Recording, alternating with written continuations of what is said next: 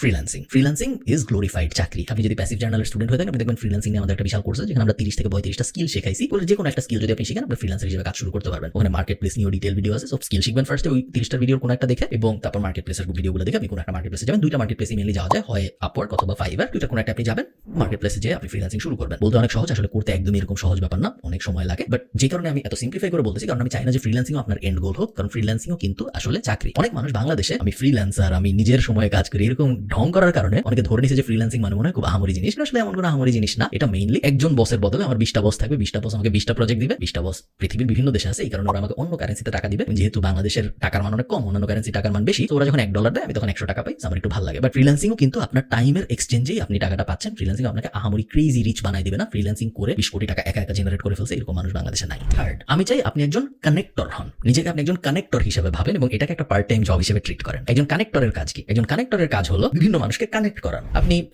একটা ফেসবুক গ্রুপে দেখলেন একজন বলছে যে আচ্ছা, আমি যদি এমন একজনকে পেতাম যে ভালো ফ্রেঞ্চ শিখায় বা ভালো জার্মান শিখায়, আমার জার্মানি যেতে হবে, আমার হাজবেন্ড বা ওয়াইফ অলরেডি জার্মানি চলে গেছে, ওর A1 ক্লিয়ার হয়ে গেছে, B1 এগুলো ল্যাঙ্গুয়েজ প্রফিসিয়েন্সি লেভেল ক্লিয়ার হয়ে গেছে, আমার হচ্ছে না, এরকম একজনকে যদি আমি পেতাম খুব ভালো হতো। আপনি খুঁজে বার করবেন, এটা আপনার মাথার মধ্যে থেকে যাবে। আপনি রিসার্চ করতেছেন, আপনি নর্মাল আপনার জীবন কাটাচ্ছেন, হঠাৎ আপনি আরেকজনকে দেখলেন যে বললো যে আচ্ছা, আমার এক বন্ধু রিসেন্টলি এর কাছ থেকে জার্মান শিখছে, ও খুব ভালো জার্মান শিখায়। দুইটা ডট পেলেন আপনি। এই দুইটা ডট এখন আপনি আপনার মাথার মধ্যে মিলানোর চেষ্টা করবেন। এই লোককে ফার্স্টে জিজ্ঞেস করবেন, আচ্ছা তুমি কি জার্মান শিখাও? তুমি যে শিখছো ভালো করছো, একজনে কি তোমার কাছে শিখে জার্মানি চলে গেছে, তুমি কি এরকম জিনিসপত্র শিখাবো? অন্য কাউকে যদি আমি পাঠাই, ও যদি বলে হ্যাঁ শিখাবো, আচ্ছা তুমি যাকে পাঠাবো তার 20% আমাকে কি দিবা? ওকে দিব। ওর তো এই মুহূর্তে কোনো স্টুডেন্টই ছিল না। এরপর আপনি অন্যজনের কাছে গেলেন যে আপনার 2 মাস আগে আপনার মনে ছিল সে জার্মান শিখতে চায়, এই দুজনকে আপনি যে মিলাইলেন, ওই যে 20% আপনি পেলেন, ওটা হলো আপনার কমিশন। কানেক্টর, অনেকে বলবে অ্যাপয়েন্টমেন্ট সেটলার। কানেক্টর আমার মতে খুব কুল একটা বিজনেস এবং প্রত্যেকটা স্টুডেন্টেরই এটা পার্সু করা উচিত, কারণ এটা মাল্টি ডাইমেনশনাল, এটা অনেক অ্যাঙ্গেলে হতে পারে। এটা একটা এক্সাম্পল আমি দিলাম আপনাদের। আরেকটা অবভিয়াস এক্সাম্পল হতে পারে, আপনি বিভিন্ন ফেসবুক পেজকে মেসেজ দিয়ে বললেন যে তোমাদের কি মার্কেটিং এর হেল্প লাগবে? যদি বলে হ্যাঁ লাগবে, আপনি তো মার্কেটিং এর কিছু জানেন না, আপনার জানা জরুরি না, আপনি তখন ওই লাগবের ইনফরমেশনটা নিয়ে একটা এজেন্সিকে দিবেন, দিয়ে বলবেন যে তোমার মার্কেটিং এর সার্ভিস লাগবে বলেছে আমাকে, ও যদি তোমার ক্লায়েন্ট হয় তুমি আমাকে প্রথম মাসের 15% দিও বা 10% দিও। আরেকটা অ্যাঙ্গেল হয়ে গেল। এরকম মাল্টি ডাইমেনশনাল অ্যাঙ্গেল কিন্তু আপনি খুঁজে বের করতে পারেন এবং এই অ্যাঙ্গেলগুলো খুঁজে বের করে ডটগুলো কানেক্ট করার যে জবটা, ওইটাকে আমি বলতেছি একজন connectors job. It's a business. So eventually আপনি এটা গ্রো করতে পারবেন এবং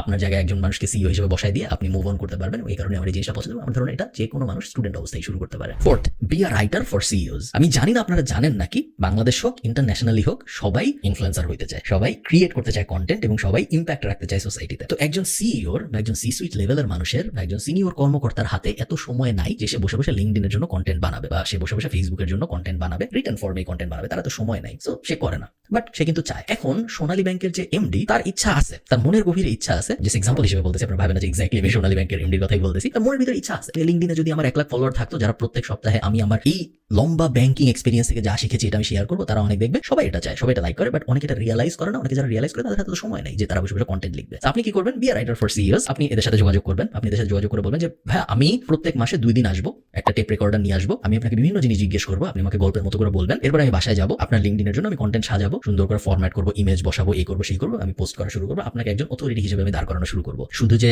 সি সুইট লেভেলের মানুষদের হতে হবে তা না, এই জিনিস আপনি ইয়াং স্টার্টআপ ফাউন্ডারদের সাথেও করতে পারেন, কারণ স্টার্টআপ ফাউন্ডারদের বেশিরভাগ সময় ফান্ডিং লাগে এবং ফান্ডিং যখন দেওয়া হয় তখন অনেকগুলো মেট্রিকের মধ্যে একটা মেট্রিক দেখা হয় যে এর ইম্প্যাক্ট কিরকম। এবং এই কারণে স্টার্টআপ ফাউন্ডাররা চায় তাদের লিঙ্কডইন অনেক স্ট্রং হোক, তাদের ফেসবুক অনেক স্ট্রং হোক, তাদের সোসাইটাল অথরিটি ইম্প্যাক্ট অনেক বেশি হোক। সো তাদেরকে আসলে টার্গেট করা যেতে পারে।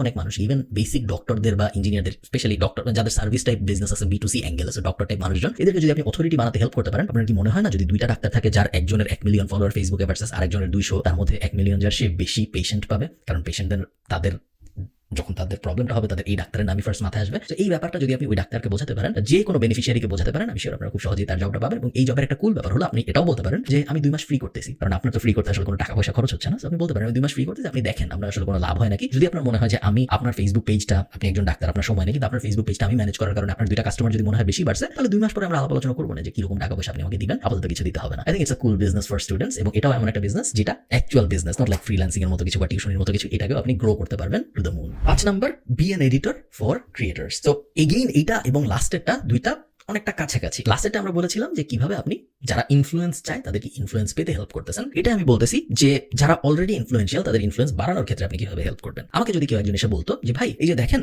আমি গত 8 মাস ধরে টিকটক নিয়ে বিশাল রিসার্চ করছি এবং আমার মনে হয় বাংলাদেশে আমি টিকটক নিয়ে যত কিছু জানি এরকম খুব বেশি মানুষ পাওয়া যাবে না। আমি চাই আপনি আপনার চ্যানেলটা আমাকে দেন, আমাকে পারমিশন দেন, আমি টিকটক চ্যানেল গ্রো করবো এবং আমি শিওর আগামী 6 মাসের মধ্যে, গ্যারান্টি তো দিতে পারতেছি না কারণ অ্যালগরিদম কি করবে এটা কেউ জানে না, বাট আমি মোটামুটি শিওর যে আমি 6 মাসে আপনার টিকটক প্রোফাইলে 1 মিলিয়ন ভিউ এনে দিতে পারবো, 50 মিলিয়ন ভিউ এনে দিতে পারবো। কারণ আমি অলরেডি দেখেন এই 3টা জিনিসে 50 মিলিয়ন ভিউ আনছি। এই কারণের পার্টটা ইম্পর্টেন্ট, এই কারণের পার্টটা অনেক মানুষ মিস করে ফেলে। সো আপনার স্টেপ 1 হলো ফিগার আউট করা যে আপনি কোন ইন্ডাস্ট্রিতে খেলতে চান। টিকটক আমি জাস্ট একটা এক্সাম্পল হিসেবে বলতেছি, টিকটক হইতে হবে জরুরি না, যে কোনো প্ল্যাটফর্ম হতে পারে। কোন ইন্ডাস্ট্রিতে আপনি খেলতে চান এটা ফার্স্ট আইডেন্টিফাই করা। সেকেন্ড, ওই ইন্ডাস্ট্রিতে নিজের কিছু এক্সাম্পল রেডি করা। আপনি ডাইরেক্ট এসে আরেকজনকে বলতে পারেন না যে ভাই তোমার কাজ আমি এখন থেকে করবো, তোমার কাজ দিয়ে আমি শিখবো যে আসলে আমি যা যা থিওরি পড়ছি তা হয় নাকি, এরকম হলে হবে না। আপনার এক্সাম্পল দেখাইতে হবে যে এই ইনস্টাগ্রাম পেজটা 0 থেকে 10 মিলিয়নে বা 2 মিলিয়নে বা 50,000 সাবস্ক্রাইবারে আমি নিয়ে আসছি গত 6 মাসের ভিতর, এবং এই 10টা স্ট্র্যাটেজি আমি ইউজ করছি এই 50,000 মধ্যে আসতে। এই কারণে তোমারটা আমাকে দেওয়া উচিত, কারণ যেহেতু আমি এই 10টা স্ট্র্যাটেজি ইউজ করে এই ইনস্টাগ্রামকে 0 থেকে 50,000 ফলোয়ারে আনতে পারছি, এই কারণে এই সেম 10টা স্ট্র্যাটেজি ইউজ করে তোমার অ্যাকাউন্টকেও আমি 0 থেকে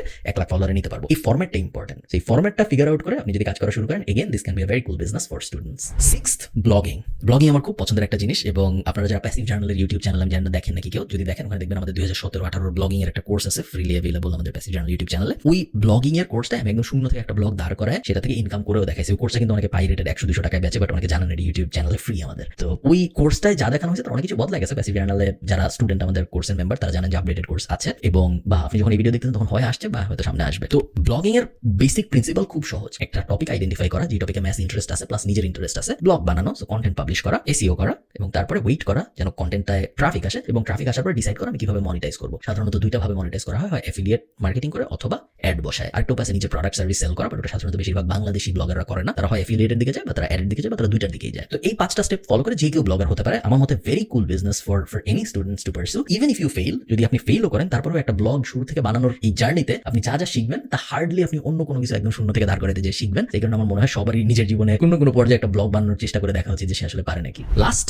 আমাদের লিস্টে হলো স্টার্টিং আ ন্যাশনাল ড্রপশিপিং বিজনেস। ড্রপশিপিং এর কনসেপ্টের সাথে আপনারা যারা পরিচিত না, ড্রপশিপিং মানে হলো একজন মানুষ একটা প্রোডাক্ট বা সার্ভিস বেচে, আমার কাছে ওই প্রোডাক্ট বা সার্ভিসটা নাই, বাট আমি ওটা আবার বিক্রি করি, এবং যখন আমার কাছে কোনো একটা অর্ডার আসে আমি ওর কাছ থেকে একটা অর্ডার দিয়ে পাঠিয়ে দিই। তো মনে করেন আমি ঠিক করলাম আমি আজকের থেকে ক্যাননের ক্যামেরা বেচবো। তো আমার বাসায় তো ক্যাননের ক্যামেরা নাই এক্সট্রা বেচার জন্য, আমি একটা ফেসবুক পেজ করলাম, আমি ক্যাননের ছবি আপলোড করলাম, ছবি তো গুগল করলেই পাওয়া যায়। আমি মার্কেটিং করা শুরু করলাম, প্যাসিভ জার্নালের ইউটিউব চ্যানেলে মার্কেটিং নিয়ে একটা ফ্রি কোর্স আছে, ওটা দেখে আমি মার্কেটিং করা শুরু করলাম। এখন আমার কাছে একটা ক্যাননের অর্ডার আসছে, এখন আমি কি করবো? আমি অ্যাকচুয়াল যে ক্যানন বেচে তার কাছ থেকে অর্ডার দিয়ে ওই কাস্টমারকে পাঠিয়ে দিব। আমাকে যে অর্ডার দিছে তার কাছ থেকে আমি টাকা পাইছি, আমি বলছি ভাই ওয়েট করেন 7 দিনের মধ্যে আপনার কাছে ক্যামেরা চলে যাবে। এরপরে অ্যাকচুয়াল যে ক্যামেরা বেচে তার কাছে যে আমি বলছি ভাই এই ঠিকানা একটা ক্যামেরা পাঠান, আমি টাকা দিয়ে দিচ্ছি। এই কনসেপ্টটাকেই বলে হলো ড্রপ শিপিং, এবং আমি মনে করি এই জিনিসটা আপনারা অনেক কিছু নিয়ে করতে পারেন।